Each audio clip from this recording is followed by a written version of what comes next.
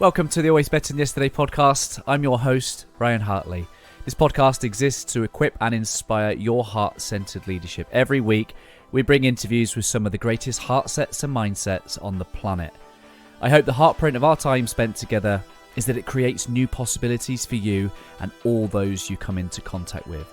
If you'd like to explore what we could make possible for you, then head to abty.co.uk/connect and book in a free 30-minute call to begin our journey together. I just want to express a huge amount of gratitude to our sponsors, Exhale Coffee. I have been a big fan of Exhale Coffee since meeting Alex and the team back in 2022. Exhale is the first coffee to be sourced, roasted and lab tested specifically to maximize its antioxidant and anti-inflammatory potency. An independent lab test has shown that 1 cup of Exhale Coffee has the same antioxidant power as 1.8 kilos of blueberries or 55 oranges. I'm a huge fan, and Mrs. H loves the decaf, especially because she knows that Exhale use the mountain water decaffeination process, which uses only pure glacial water from the highest mountain in Mexico and no nasty chemicals. Simply head to exhalecoffee.com/ABTY for your special offer. And lastly, before I introduce this week's guest, please do subscribe to the channel if you haven't already. It would really help us leave a greater heartprint on this world. On episode 273, what a joy it is to welcome Dr. Andy Cope to the podcast. Andy is a wellbeing expert, a best-selling author, and recovering academic. Andy specialises in positive psychology and the science of human flourishing. He gets to call himself the Doctor of Happiness. Andy's best-selling books include The Art of Being Brilliant. He is also a children's author. His Spy Dog series has sold in excess of 1 million copies worldwide. I absolutely love this conversation with Dr. Andy. I love his energy, and I know that there's going to be something in this conversation that if you take and you implement will leave you absolutely better than you were yesterday. It's episode 273 with Dr. Andy Cope. Dr. Andy Cope, welcome to the podcast. How are you, brother? I'm very, very good, actually. We just had a chat off air about we're all winging it, and I think that's really interesting, isn't it? That was a secret. You weren't supposed to tell everybody. But I think that's the secret, is that everybody's winging it, mate. I used to think it was just me making it up as I go along, but I think once you realise that everybody's actually got the insecurities in their head that you and I both have, I think that actually makes it's part of being human, isn't it? 100%, and I think we connect at those the edge of our humanity, and I think a long time ago I was gifted with the wisdom of actually, do you know what, people aren't inspired by the successes as much as they are the edges and the fragility and the vulnerabilities, and I think it's that bit is where people truly connect with each other. Yeah, I like I use the F word a lot, mate. Failure. Right. Failure, right? The F word. I think too many people are frightened to fail, and I think I'm the world's biggest failure. Oh my gosh, the things I've tried that haven't worked out. But I think you take the learning, you move on, and as long as you're not failing at making the same mistake every time, I think that failure is actually the root cause of success.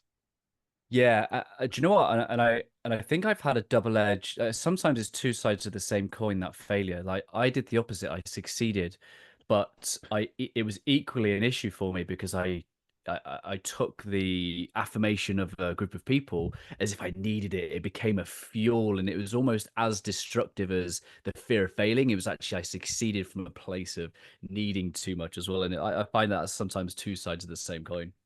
Oh, God, we've gone deep, very deep, very quickly, mate. Let's get back to you then. Like you could have, I've seen on your website you're a recovering academic, and I you know you can study anything these days at university. Why this? Why the art of brilliance? Why positive psychology? Why happiness? Why was this something that really captured your heart? Yeah, that's a great start.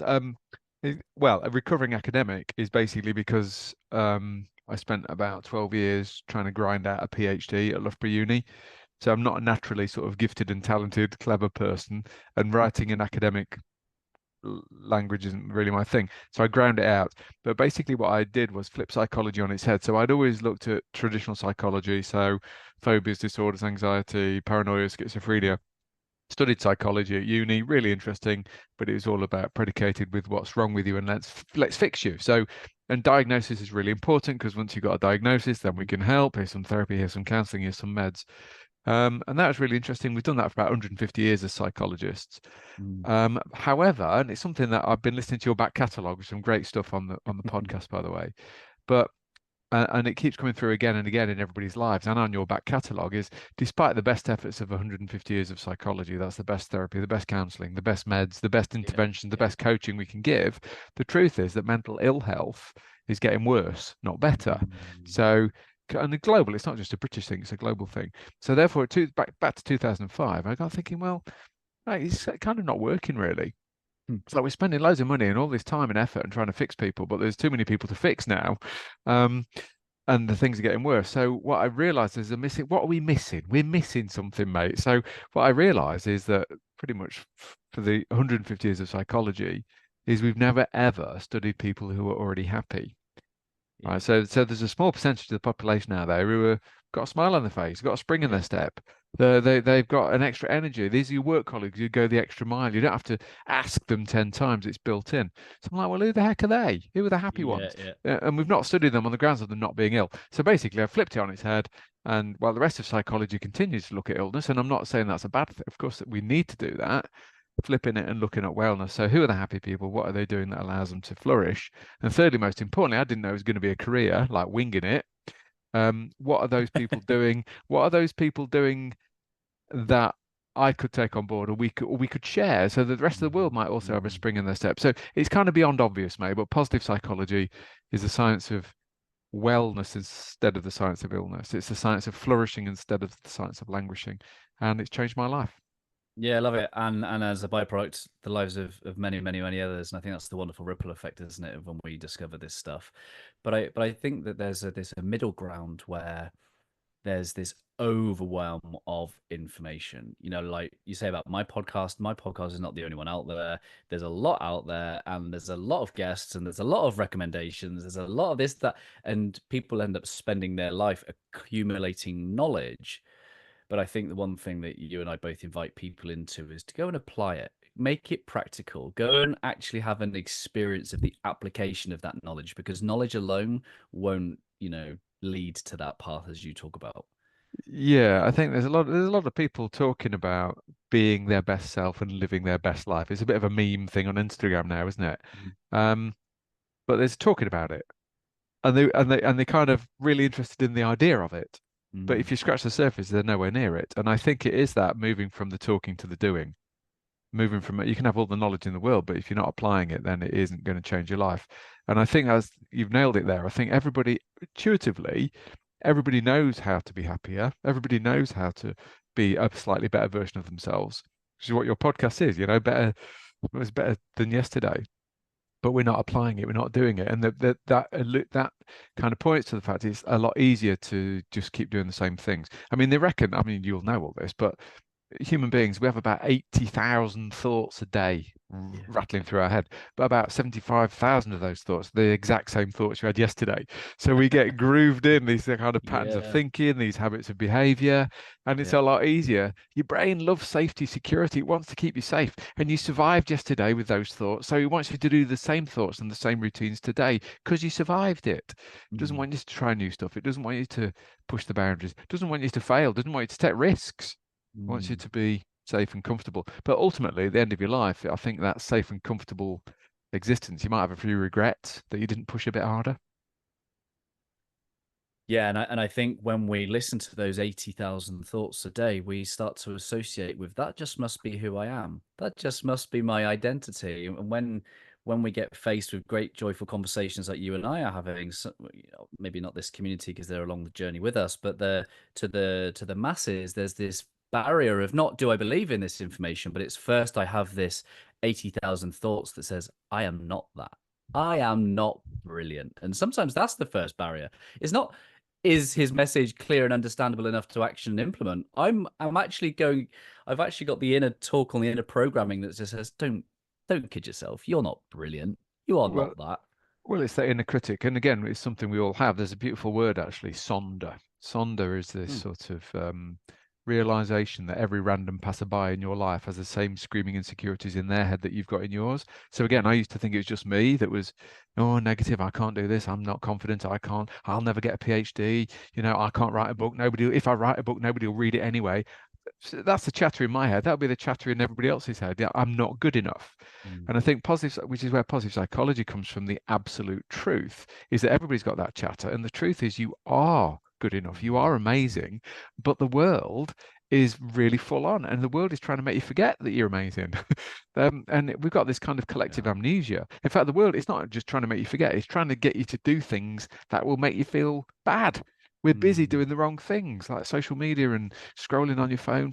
I read on the BBC website the other day that teenagers are now looking at scrolling on their phones 5.5 hours a day. Mate, that isn't healthy. Everybody knows Mm. that's not healthy, but once it's grooved into your habits, it's difficult to stop it. And the world Mm. makes it so easy to do that. Fast food, you can have delivered to your meal delivered to your house now. It's all so easy and so convenient. Um, and maybe it's too easy and too convenient. There's a lot of narrative on social media, self-help gurus that are saying about being disciplined. And, it's this idea that, oh, I'm not disciplined. Actually, when you start to look at your screen time and you're 5.5 hours in every single day, that's pretty disciplined. You are pretty disciplined. You have the capability to be That's disciplined. focus. Yeah, you're very focused. Let me give you a new word for your listeners because I know they're into all this kind of positive psychology stuff. I've only just discovered the word zoochosis. So Mm. zoochosis is this effect whereby if you go to a zoo, I'm not bad mouthing zoos necessarily here, but if you go to a zoo, what you'll find Yeah, is lots of the animals are behaving strangely. So sure. the bears will be pacing up and down.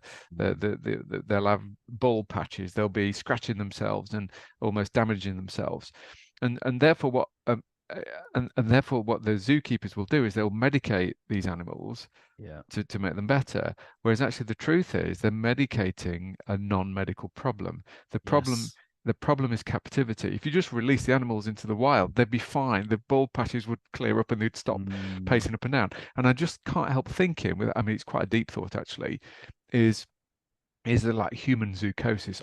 Have Yeah. we totally accidentally created an environment where we've caged ourselves?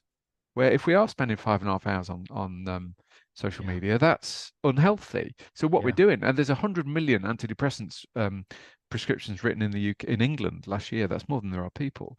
So are we medicating Mm. ourselves Mm. for a problem that we've accidentally created? We've created an environment that is actually bad for human flourishing. That's a big thought, mate, and I can't prove it, but I No, think I there's something think in it. you're 100% onto that. I think Johan Hari in his book Lost Connections, Oh he yes. he invited people to not think about what's going on inside your head, but what is your head inside.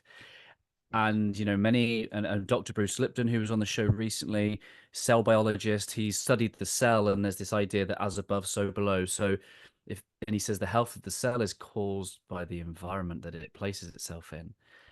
And it's all pointing to this same idea of exactly what you're saying is sometimes it's the environment. The environment will have an effect on the goldfish in the goldfish bowl, shall we say. But This it is epigenetics. We're into epigenetics, mate, all of a sudden, which is incredibly deep and only edges of my understanding. But Yeah. you're absolutely right, is that your genes are fixed. There's certain, so your height and your shoe size and your eye color, they're fixed. But the sequencing of your genes is up for grabs. And it's the environment that triggers which genes are switched on and switched off. So, Yeah. and it's almost that story that you tell yourself actually is really important because that will also switch genes on or switch them off. Yeah, and when you were speaking, so I'm a psychology undergrad. I am a psychology nerd, and it reminded me of a study called Sane in Insane Places. I can't remember who the study was by, but it was played out nicely in the film One Flew Over the Cuckoo's Nest. I don't know if you've seen that film, but it's about the guy who tries to get out of a crime that he committed by pleading kind of mental illness. So he got sentenced to an insane asylum as opposed to a prison. And because he was bored, because he was, like he was just started to pace up and down the hallway, for example. And the psychologist was like, "Oh yeah, he's insane. He is. He just can't stop pacing up and down the hallway." That's exactly what you're saying, which is that we interpret the behavior in the context of the of the environment that we've created. Oh no, actually, the opposite is we should interpret the behavior in the context of the environment. Instead, we're so individualistic. We're looking at the individualistic person. saying, oh, what are your thoughts, what are your feelings, what are your behaviors, and we're creating it as an individual level without looking at the environment or the system that we've created for people. And I've got an 11-year-old and a 9-year-old, and even looking at my boy spending 6, 7, 8 hours sat down in a school, like, and then we wonder why lots of young boys or children in general get labeled ADHD or these types of labels. I'm not going to get into the kind of politics of the label, but Yeah. we've created work environments, home environments, social media environments, TV, all these environments that if we took a step back, we can go, what is our head inside? Crikey me, mate. Yeah, well, that's above my pay grade, really, all that kind of stuff. But you're absolutely right. I think it started innocent. We accidentally remember social media, right? I'm old enough to remember when social media first came in, and it was Friends Reunited, just such an innocent, beautiful little thing, right? Yeah, Where yeah, you would yeah, basically connect with old schoolmates from 30 years ago. It's like, oh my yeah, gosh, it's yeah, yeah. fantastic. And Facebook also innocent. And then, of course, the boffins and the nerds and they teamed up with psychologists to realize actually what we need to do is now keep people online. Yeah, yeah, So yeah, instead yeah, of just visiting it and connecting and going and meeting the people in real life, now they're working out the algorithms are super cleverer than the human beings, and they know what you want, and they'll give you some content that'll keep you hooked for 5.5 hours, and therefore 100 million antidepressants per year, suicides have gone through the roof. There's 800,000 suicides across the world every single year. I mean, it's a heartbreaking statistic that Mm, is. And mm, mobile phone stats, I read I think it was in The Economist, just some off the top of my head, they might not be exactly right, but something like the average phone user, like smartphone user, we're all looking at our phones on average 150 times a day. There are super users, like your lads probably, kids basically, who are looking at their phone 363 times a day, which is that's pretty mad. much an addiction. 84% of people have texted someone in the same room as them. I'm like, what is going on, right? Yeah, 72% mad. of people look at their phone first thing immediately, Yeah, like yeah. maybe your alarm, and it's straight away you're on social like at 1 minute past 6 a.m. Um, I think 30 something percent of people look at their phone while driving, even though they know it's against the law. Something ridiculous, mate. Mm, 36% of people would rather give up their pet than their phone. And what they did, they added it all up. I mean, those mm, statistics are probably a bit silly, but the point was, whatever article this was that I read, they added it up and they reckon that we're now 42 days a year looking at our screens. Like, so if you ooh, added it all up, you're like a 42 lordy, days. lordy, lord. And there's something in economics called the opportunity cost. And opportunity cost is Mm, the next best thing that you could have been doing, right? So yes. if you spend government spends 60 million quid on a new school, that's 60 million quid that could have been spent on a hospital or a road or something. Mm, And time and your attention also has a massive opportunity cost. That 5.5 hours, that 42 days a year that you are not mm, spending with mm. actual real people. That's 42 days a year that you're not in the gym or out in nature or reading a book. It's 42 days a year that you're not going to get back. Mad, isn't it? And you made a point about kids. I'll add myself to that list. Like my accountability is like, wow, like it's very easy when you run a podcast, social media channels, communities. It is so easy just to go, oh, and then where do your lines get blurred? At least when I used to work in an office, I could leave the office and come home. As a business owner or a content creator, you have to that requires some actual conscious decisions, and I don't always get it right for sure. Luckily, I've got the accountability of loved ones around me, but it's definitely a pull towards it Well, we're back that to zoochosis. We're back to accidentally creating an environment that isn't good for human flourishing. mm, You get lulled into spending too long at your screen, and your lads come home from school, and you're like, well, lads, in a bit, I've just got to finish this, I've just got to do that. mm, And you mm, end up watching them play football on a Saturday, but you're on your phone doing your social media instead of watching them scoring a goal. And we're mm. missing out. I think being present, if we just segue into that, this, I think, and you're alluding to it, you're admitting to it, and I'm admitting to it as well, is that actually being present, being fully there in the moment Mm, with an actual, either on your own or with an actual other human being is increasingly rare in this zoochosis mm, environment that we've created. mm. And I think the power of presence, the power of being there for your boys, the power of being there for your partner is is missing. It's missing at the Yeah, moment yeah. in a lot of lives. I remember during the middle of COVID, I used to go out on a walk and I was listening to the audiobook Karma by an Indian yogi called Sadhguru. And he said something, this one liner that shocked me to my core, and it was really useful. He basically said, you can't not be present. Like your body cannot be in the past or the future. So you are present. He says, the question is, will your mind allow you access to it? Mate, I describe, yeah, I mean, I could do my whole thing right on the present moment. I think, yeah, well, the average lifespan is 4,000 weeks. Let me just go on a riff on something, right, while Let's it's go. in my head. So the average lifespan, 4,000 weeks, give or take. So you announce that to a bunch of primary school kids, like I sometimes do, and they go wild. They're like, oh my gosh, that's like forever. We're going to live forever. Announce it to your listeners on your podcast. There's a less of a collective there's more of a collective sigh and less punching of the air because as adults we're like, oh, okay, is that even true? That's a very round number. It doesn't sound very many. I've used a few, right? So 4,000 weeks, but actually in pure mindfulness that you're talking about here is that you haven't got 4,000 weeks. You've only got the present moment. Right. So Yeah. in the pure in mindfulness in its purest form, there is no past or future. They don't Yeah. exist. So you can only access your past from the present moment. You can only think about your past now. So Mm. actually the past lives in the present moment, which blows your mind. And the future, the holiday you've got booked that you're so looking forward to in 3 weeks, when you get on that holiday, that will also be a present moment. But you've alluded to it perfectly in terms of what the modern world is super good at doing is making us either worrying about the past or panicking about the future. So your mind takes you absolutely everywhere except the only moment there ever is, which is this one. Mm. And Mm. therefore, instead of what we end up doing is rushing through our lives at 100 miles an hour, trying to get to a better moment, trying to get to the weekend, trying to get to holiday. Whereas mindfulness says there is no other moment, there's only this one. So instead of trying to get out of it, you've got to try and get into it. And there's obviously various ways of doing that. But I think that we've it's almost like you've got a Willy Wonka golden ticket to the present moment, Mm. but you can't find the way in. That's essentially what you're talking about is where is this elusive best self, this elusive happiness thing? It's here right now. The Yeah. Yeah. question is, Yeah. where are you? And you're Yes. either in the past or in the future, and you're missing out on the only moment there ever is. So again, that's quite deep, and that's me riffing Oh, we're here for on it. mindfulness for for a while. But um, I think getting into we're back to present being present. The lost art of being present, actually, Mm. the lost art of eye contact, the lost art of going out to the pub and talking to somebody instead of both sitting there on your phones.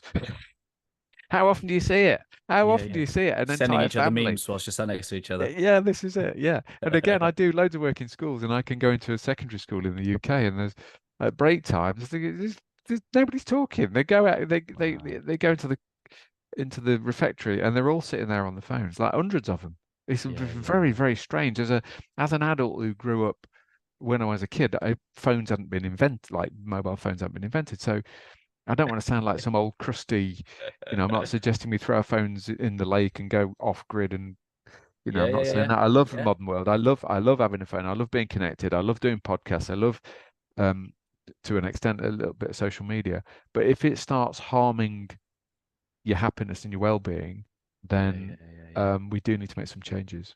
Well, it's yeah, because it's understanding that, when we had phones, I had an extendable aerial of my first ever phone, and it was just a phone. Like I had to remember the phone numbers. Like there was no space to save a phone number. I had to every time someone texted, it was like 10p plus like needing to know whose number that was. Like there was no phone book. But like now it's the phone, it's the camera, it's the map, it's the book, it's the audio, it's the music player all in one. It's like so convenient. I think that's sometimes the trap, isn't it? The convenience of it all. But one of the things that when I was in the police and I really took a kind of systems understanding to performance, which is that if you took the average person, however they're behaving is based on the system rather than the individual. And I think if you're going into a classroom or a school where all of these kids are doing it, it'd be so easy for an older generation to go, oh, that's the kids, they're so addicted, they're so lazy, without thinking that's the environment we've given them to grow up in. Yeah. Oh, mate, if I was 12, I'd be glued to my phone, taking dick pics, probably like the rest of them. I don't know. I don't know because everybody is. It's like it's normal. Because it's the You're right. average. It's It's just the what everybody average. does. Yeah. I mean, I don't know if you've read the Jonathan Haidt, his new book. It's amazing, but he talks about like you as a parent, right? You got two lads. Really difficult, even though even if in your heart of hearts you think it's not healthy for your kids to have smartphones, when they go to secondary school, when they go to big school, every single other kid's going to have a phone. and therefore you end up giving in. Jonathan Haidt calls it the collective action problem. So you as a parent, if you say to your lads, no, you can't have a phone until you're 16, they'll hate you, mate. They'll hate you. You're the worst dad, even though you're the best dad in the world because you're doing it for the right reasons. They'll think, oh, it's cruel, because your kids will be missing out on interaction, because that's how kids interact nowadays on WhatsApp and social media. So therefore you end up as a parent capitulating and giving your kid a smartphone because it's cruel, and they're not included if they don't have one. So it's almost impossible to stem the tide of what we've created. Well, the zoocosis again. I didn't know it was going to be a recurring theme. Yeah. So here's Jonathan Haidt's solution to that is you would have to make a real effort to get together with all the other parents to collectively suggest that their kids don't have phones. And that's really hard, almost impossible to do. So we end up creating But an environment. We've created it. We can't put the genie back in the bottle. yeah, so I interviewed a wonderful man called Dr. Gordon Neufeld a few years back, and what he basically says in his book "Hold On to Your Kids" with Gabor Mate is that if peers matter more than parents, then it will be things like TikTok and YouTube that are educating your children. They will go to the world to find out who they are. And I think the greatest thing we can then do as parents, if we are going to do these things, is to at least have them leave the house with a sense of who they truly are. Which sense, Ooh. because they're not going to the world to find out who they are. They're going out to the world to express who they are, which first requires resources like you're putting out for kids to leave the house knowing, or at least having some idea of who I truly am, so I can express that rather than seek that. And maybe that's a great segue into, maybe there's a parent listening, or maybe there's a young person listening, is like, where do I even begin to discover my brilliance? Yeah. Well, I mean, if we go back to my research on positive psychology, essentially what I did was, a quick backstory, I gathered you need some data for a PhD. So I gave out lots of diaries to hundreds of people, adults actually, not, and this was pre-pandemic, way before. So I gave out lots of diaries, and I asked people to record how they feel during the working week. And then the diaries came back in, and we basically got lots of data about how people were feeling. And I began to be able to plot people onto a graph of happiness at work. Mm. And what I found was that far too many people are spending far too much of their time in the bottom third of the diagram. So workplace cultures in most organizations, work's called work for a reason. You go because they pay you, right? And you'd rather not go. You'd rather be on holiday or be somewhere else, but they pay you in exchange for your time. So what happens if we're not careful? We sink into what I call the curse of mediocrity, this bottom third of the diagram, which isn't depression. It's not clinical. It's just you can get stuck in being the bog standard version of you. There's not much life on a Monday. You gradually wake up and you come alive on a Friday at 4 o'clock. It's that version of us, and that's normal. That's perfectly normal. I did 40 years of that, mate. If you were in the police force, you will have done that the same. You'd see people gradually coming alive as the week goes because it's learned behaviors. But what I found when I plotted the data was not everybody's doing the same. So there's this small percentage of the population that I nicknamed the 2%ers on the grounds of them not being very many. But the 2% are at the top end of the well-being chart. So statistically significantly happier, statistically significantly more energy. So literally like 40% more energy when you're at the top of the well-being diagram. They do stuff, they make things happen, they create strong relationships. They tend to take a few calculated risks in life.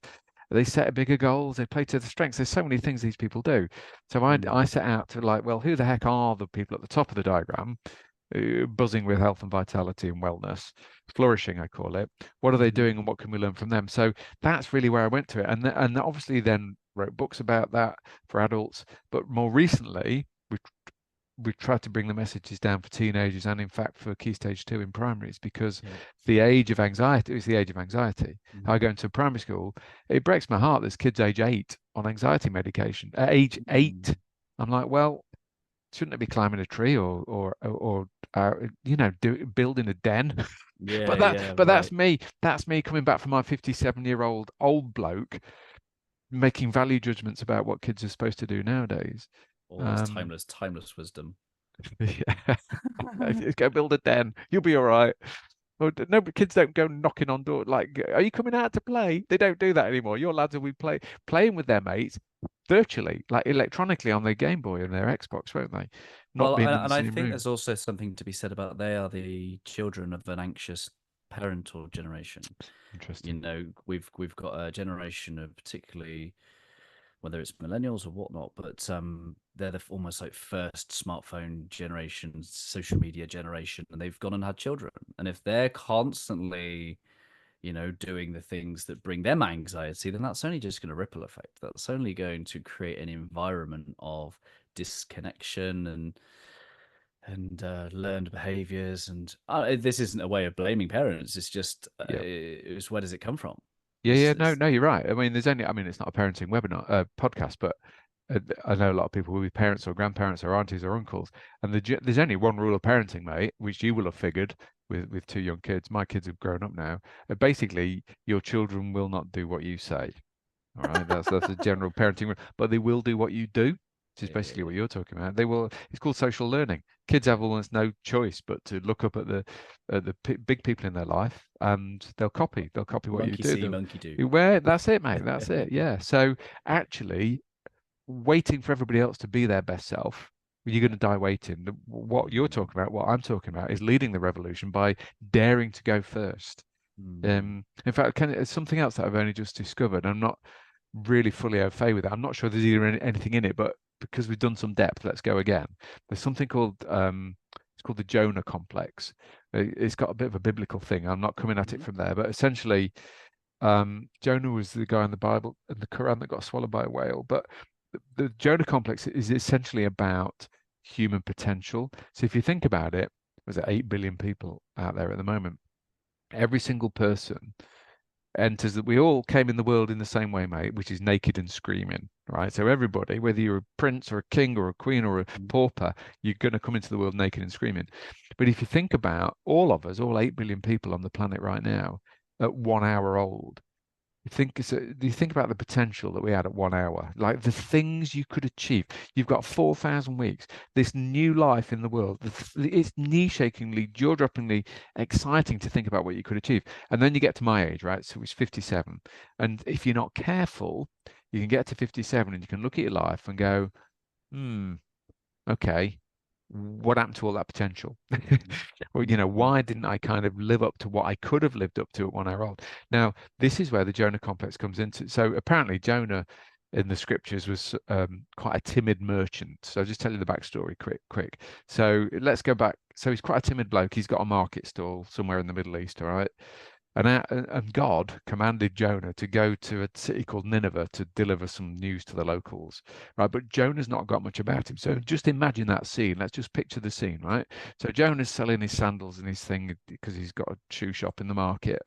God comes down and says, right, Jonah, you, mate, you're the chosen one. I want you to go to Nineveh, right? And I want you to deliver this message and tell him it's from me.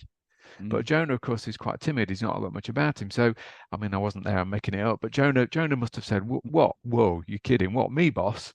yeah. You can't mean me. I'm like the guy who sells sandals and flip flops. Have you got me mixed up with a different Jonah? Is there like a Jonah with more about him? Do you want me to ask around? And I don't even know where Nineveh is. So, thanks for asking, boss. But I'd rather, I've got a queue. Gonna have to go. Yeah. So, I mean, obviously, I've completely made that up, but the Jonah complex, which I think your listeners will be super interested in, essentially means this: is that Jonah preferred to play small. He declined that big deal in his life. He said no, and the Jonah complex comes from that because what it says is the reason that we don't achieve our amazingness, the reason we don't achieve our full potential, is not that we can't. It's that Mm, we daren't. That's the Jonah mm. complex. It's almost the fear of your own greatness is like scaring us to death. Like, who am I to show up as my best self in life when the world's so difficult? If I turn up to work on Monday with a smile on my face, people think I'm weird. What if I try to be my best self and fail? So essentially, we're back to that inner voice, and we're all winging it, which is where we started. Is it safer and Yeah, yeah, easier to yeah. talk yourself down from being your best self? It's Mm. safer to be mediocre. Um, but I would challenge your listeners, every listener to this is like, why would we settle for, to be yourself averagely? Why would you aim to be middle of the pack when what the Jonah complex, if you mix it with positive psychology, basically says this, is that everybody has got amazingness factory fitted into their DNA. we're all superheroes pretending to be normal, really. We've all got this inner amazingness, but we prefer to keep it under wraps and Mm. just reveal it for special occasions.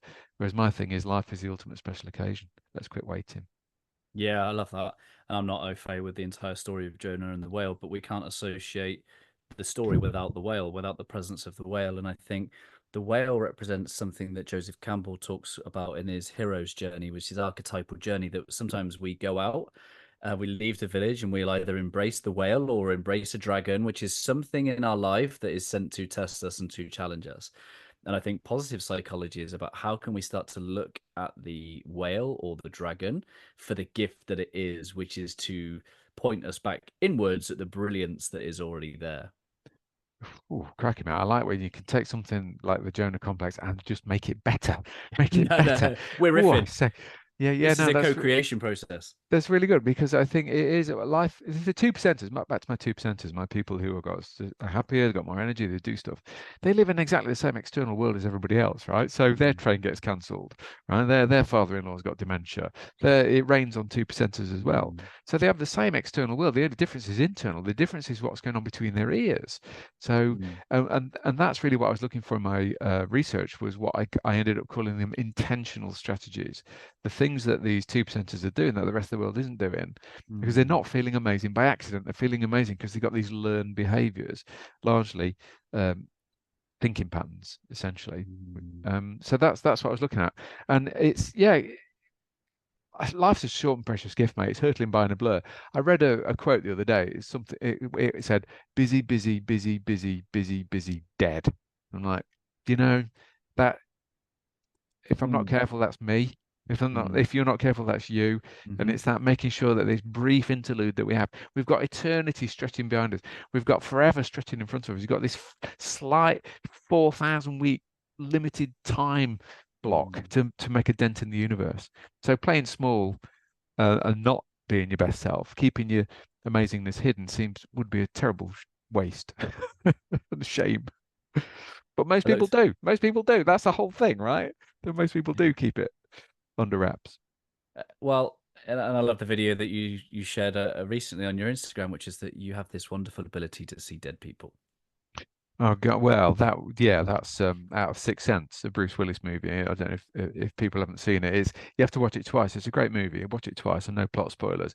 But it's a Bruce Willis movie, and there's this. It's quite a famous line actually, where this very troubled little boy with teary eyes looks up at Bruce Willis and says, "I see dead people." Um, and I like in my video, I said, "Well, I'm seeing them as well." Like, Mm, I mean, technically they're alive. You can have a pulse, but but there's a difference between being alive and truly living. You can have a mm, pulse, but not really be engaging with your 4,000 weeks. And I think there's dead people. Like I go to London, I'm on the tube. There's dead people, like they're just zombified going to work. I see them on the commute. I see them scrolling on the phones when they're out with their mates. It's dead people everywhere, mate. mm, I think don't let that be us. mm. Yeah, and that's it. And, you know, and I think some people that are choosing to pick up a podcast and listen are already on that journey of exploring Agreed. self and the world and these concepts. So this isn't a way of shaming, because the last thing we want to do is go and, you know, you see it all the time. People that think they're awake and that go and accuse other people of being sheep, and I think that's not the point of any of this stuff. It's always to come back and try and live the most brilliantly, the way that, you know, with your words as they possibly can. Not to do that, not to cast shadows on other people so that they may stand in the light more. No, no, right. I agree totally. I mean, I've alluded to the fact I spent 40 years languishing, really, like just going through the motions. Andy, how are you? Not too bad considering. Mustn't grumble. Andy, how are you? Living the dream, but said in that very droll, dry, not living the dream kind of way. The typical British, Yeah, like, yeah, yeah, yeah, witty, exactly. So, and I think that this just becomes normal, and but you can change your normal. You've got to change what normal is, but there is effort. The issue with being a two percenter, the issue with being your best self, is a little bit more difficult. It's a little bit more difficult um to have a great attitude. It's a bit more difficult to know what your strengths are and play to them. It's a bit more difficult to have a huge goal and get off your backside and make it happen. All that is it takes a little bit of effort, and it's a lot easier to settle for mediocrity. which is Mm. what a lot of people are doing, what's easiest. And really, it's a bit difficult to be a 2%er to start with, but once you've done it and you've embedded the habits, then it starts to become easier, and then your life will unfold Mm. differently. Mm. So the next 2,000 weeks of your life as the best version of you, you'll have Mm. stronger relationships, you'll have a better career, you'll probably be healthy, you'll probably even live longer, you'll have more energy. Yeah, yeah, There's yeah, no yeah. downside to you being your best self. So I'm not talking let's go in with jazz hands and fake smiles. I'm not talking about that. I'm talking about genuine learned behaviors that Yeah, yeah, just yeah. give you a better chance of flourishing. Well, I think that's important, isn't it? That fake, I think in your book you talk about, or certainly on your socials, that there is this thing called toxic positivity, Yeah, which is equally as damaging. And yeah, I do believe, again, I was come back to that Sadhguru guy. Another thing he yeah, said was that America will never be the happiest country on the planet because they're in the pursuit of happiness, and the yeah, pursuit of anything must first reveal its absence. And I think it's such a call, isn't it, to if we're continuously trying to put sunny weather above rainy weather, or if we're yeah, trying to put happy place above, we're going to suffer more often because our existence will probably not always be that with which we seek. So much of this wisdom has to be, how do I learn how to create that? Not how do I learn how to make sure everybody else creates the environment for me to be happy, but how do I know how to create my state and spirit of happy? Like, I guess the simple phrase of learn how to dance in the rain. yeah, yeah. Well, I mean, psychologically, it's called destination addiction, which is this Ooh. putting happiness off to some point in the future. So, and we learn it early, mate. We learn it in primary. It's like what our parents tell us and our teachers tell us in primary school. If you work really hard in year six, you'll get really good SATs results. And guess what? When you get those SATs results, guess what, kids? Then you'll be happy. Then you get to big school, work super hard, and you'll get great GCSEs. And when you get those great GCSEs, guess what? You'll be leaping around the hall because then you'll be happy. Then you'll get a job. You'll have a sales target. When you hit your sales target, then you'll be Mm. happy. So all the time we're sort of pursuing this great feeling in some, it's like a pot of emotional gold at the end of a rainbow. Is where you're coming from and where I'm coming from is what if that's actually a lie? So what if happiness is a fantastic feeling, but what if it's not anywhere else? What if it's not at the far end of the rainbow? What if it's at this end of the rainbow? So what if it's already here, but we're so if I give you go through the examples again, if you think like what if it's the happiest primary school kids that do really well in SATs? So what if being Mm. happy now is crucial to learning? What if it's the happiest teenagers that get the best GCSEs because they're rock up at school motivated with a growth mindset? What if it's the happiest salesperson that gets the most sales? Because it Yeah. because it will be. In fact, I did some work because you used to be police, right? When I did some work, I've done lots of work with police. There's a guy, I think he's in West Midlands Constabulary. There's this one police officer where if somebody gets arrested, they say, can we wait for him? Can I be arrested by Josh or George or Right. whatever his name is? So they're Yeah. literally George will have to come up because he does it in a different way. I Right, don't right, know right. what I don't never met him, right? But he was a legend in that police force because Yeah. he's the he's the criminal's go-to copper because there's something about that makes it an interesting and a better experience. Dignified, yeah. Yeah, so I don't know quite what that was, but I thought it was quite funny. But yeah, this learning to be happy now with the situation it is now. It's quite hard because the world is, it seems objectively quite difficult at the moment. Yeah. You know, the politics, the weather, the everything. You know, climate Division. emergency, algorithms have got hold of us. So the world does seem to be it's got its knickers in a twist, I think, and it's in a difficult place. And I think therefore it becomes really important, more important you listen to your podcast because when the world's doing its worst, what we need are resources that help us be at our best. It'd be even more important than it was maybe 20 or 30 years ago. So that's off to you, fella. Well, I think the world is characterized by division, whether it's red or blue, Yeah. whether it's a political party, whether it's a particular side of the fence you sit. And I don't know how true this is, but I read somewhere that the Greek root of the word anxiety is divided. So if we have a divided civilization, then isn't it no wonder the ripple effect is a society characterized by anxiety? Yeah, I think social media, again, I'm not blaming social media for everything, but it makes it easy to be angry, makes it easy to spread. I mean, Mm. it's ironic it's called social media. I call it anti-social media because it's Yeah, easier than ever to sit as a keyboard warrior and hate yeah, people, yeah, spread yeah, yeah, hatred and yeah, bigotry and like you say, division. And we are very, it does seem very polarized at the moment. But we're back to what everybody else is doing. I think there's seven words. I wrote a book for kids actually, just around 7 words that 7 words that changed my life. I rocked up at school in Crewe, wasn't expecting it to change my life. And on the year 5 door was it said they put a poster. It said, "Do it better than you have to." Ooh, Right, and I took a picture of that, I just kept looking at that. I've got postcards and posters about it now that we sell, but do it better than you have to. And I think that if you just, it's so simple. If you just do everything a little bit better than you have to, yeah, so yeah, being a bit kinder than you have to, turning up a bit earlier than you have to, being a better friend than you have to, being a bit more loving and grateful than you have to, using your manners a bit better than you have to, yeah, working a little bit harder than you have to, being a bit more present than you have to, yeah, is yeah, is yeah, all yeah, those tiny little better yeah, than you have tos add up to something that's quite amazing over time, yeah, yeah, because yeah. most people are doing what they have to. They're doing Mm. the minimum they have to get by, whereas this 2%ers, they just a little bit better in everything, and that's a superpower right there, But it because you start cascades to into the shine. rest of You your life. shine. Yeah, it Yeah. does. Yeah, you start to shine.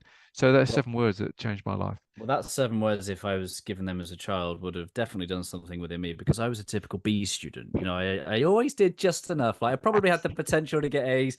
I got B's. I was a career B all the way through GCSEs, Yeah, A levels, even got a 2-1 at uni. I yeah. was always like, oh, that's enough. That's just enough to get by. Yeah, and it has been. I mean, it's not like you've suffered from it, but it's, I can again, I'll give you an example from going into British schools. Is there are kids aiming for lower grades because it's not cool to get great grades. There are massive pockets of kids, like gangs of kids, who where if you get really good GCSEs, you get beaten up for that because it's not cool. So actually, you could get really great GCSEs, but it's safer to aim for middle of the pack. We're back to the Jonah Well, complex we're, again. we're It's we're safer back to play to small. yeah, but we're also back to the inner conviction. Mm. Yeah, This. If we're outsourcing all the things that we need for our approval and safety and acceptance, then we're always going to be vulnerable to the company that we keep. outsourcing it. Yeah, we're outsourcing our happiness. We're outsourcing everything, and it's all an inside job, really. Yeah. But people will die, mate, in the pursuit of more. They'll die in the relentless pursuit of things outside of them that are going to make them happy, and they will die, and they'll never get there, right? And I don't want to sound like one of these kind of. It used to really annoy me when, oh, look within. I don't want to look within. Just tell me what I got to do to feel amazing. And Yeah. then Yeah. eventually, over time, you realise that actually all the gurus are correct. There is nothing. There's not And really an there's external. nothing such jarring as a phrase that says "look within" or "go without." Yeah, I would literally read these self-help gurus and make me angry, because what do you mean, look within? It's not me, it's the world. Yeah, yeah, yeah, yeah. And I'll tell you what, Both my, are my true. epiphany, let me tell you my epiphany. It was because people are supposed to have these epiphany moments of in church or somewhere religious. Mine was in Tesco's, in big Tesco's in a place called Ashby de la Zouch. So I was this is 20 years ago. I didn't know anything about positive psychology back in nothing. It hadn't even crossed my mind that you could study happiness and well-being, right? So I was just getting through my life, not really happy on a Monday, gradually coming alive on a Friday. It was a Saturday. I was doing the shopping, big family shop in Tesco's. I had this blinding flash of realization or insight or I don't know, epiphany, big light bulb moment, basically. I realized all of a sudden that wherever I go, I'm there. And I know that's obvious, but I'm like talking. I got that at a level of clarity that I'd never ever seen before. So I was like, oh my gosh, I'm in big Tesco's in Ashby. That's amazing. Then I got in my car, going, oh my gosh, now I'm in my car driving home. Oh my gosh, now I'm in my kitchen putting my groceries away. So the Hmm. point being, in that realization, and it did stop me in my tracks. I realized that I can't get away from me. I've got a Yeah, life yeah, sentence with yeah, me. yeah, So that 4,000 week thing, right? Every single heartbeat of my entire life, I'm basically yeah. trapped with me. And therefore, my realization in Tesco's put a big smile on my face because I realized, oh my gosh, if I've got a life sentence with me, then I may as well be stuck with a version of me that I'm proud of. I Yeah, may as well yeah, be stuck with a version of me that's got something about him. I may as well be yeah. stuck with a version of me that's got some confidence and a smile on his face and some gratitude and some optimism, rather than the version of me previously that I didn't really have much of that because I didn't know Mm. this then. And of course, the breaking news for everybody listening to this is that you're stuck with you. Yeah, You've yeah, got a yeah. life sensitive view, but that's really good news if it's that 2% version, that best version of you. That's good news for you. And that ripple effect that you've alluded to a couple of times. Essentially what my PhD was about was flourishing. Flourishing is when your happiness and well-being is bigger than you. So when you're genuinely in best self mode, sure, that's good for you. It's good for your energy, good for your creativity, good for your vitality, but it leaks out of you, creates these upward spirals of emotion in the people around you. So it's good for the people you love as well. Well, you didn't have to go to Bali for such, wisdom. You just go down to your local Tesco. But yeah, I think there's wisdom in that because you're on this journey, right? You're on this journey with you, whether you like it or not, and it just sets the wonderful context. It's like, well, how do you create? How do you enjoy the journey? If neither of us is getting off, how do we enjoy this journey? And then for anyone listening, it's like head over to YouTube and type in Adam Sandler SNL Saturday Night Live skit when he's an Italian tour guide. And these Americans come over to Italy, and he's pretending to be this Italian tour guide. And the Americans are unhappy; they're complaining. And basically, Adam Sandler goes, "Well, if you're unhappy in your own country, you're going to be unhappy in my country too." It's basically exactly what you just said. Is wherever you go, there you are.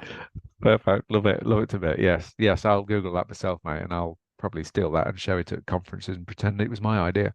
Oh, mate, it's all our idea. There is only one of us in this room, but um, I've looked on your team, and there's a young lad with the same surname as you on your team. Dare I assume he is He son? is, mate. I've tried to warn him off, right? So yeah, Ollie's he's doing a PhD actually at Nottingham Trent, looking at social media and attention span. So Yeah. he's in the right ballpark. I did ask him to get a normal job, right, a proper job, but he loves the subject of positive because I've Monkey been see, doing it for monkey 20 do. years. Yeah, exactly. Yeah. So I've tried to talk him out of it, but he can't help himself. So and he's doing a good job. So he's 26 at the moment. He's doing talks in schools and colleges Yeah, at the yeah, yeah. moment. So yeah, but he's got something about him. Yeah, so quite proud of him, very proud of him actually. What's that like as a father, as a leader, and because sometimes the gift of wisdom that we learn from other people, like sometimes there was a bit in the Bible that basically said that Jesus could not be a prophet in his own town. They were like, "No, you're a carpenter. Like you're not son of Yeah. God. You're a carpenter." Like and so this idea that Jesus did few miracles and he moved on, and sometimes I feel like I can't be a prophet in my own home. Sometimes the wisdom I've gained from the world, they just don't have ears for it, and I think Yeah. I I mean, need I'm just his dad, mate. Yeah, there's very little respect for me, really. But he does love the subject. He loves the yeah, yeah, subject. yeah. And he's definitely got the potential. But what he does with it, who knows? Um, who knows?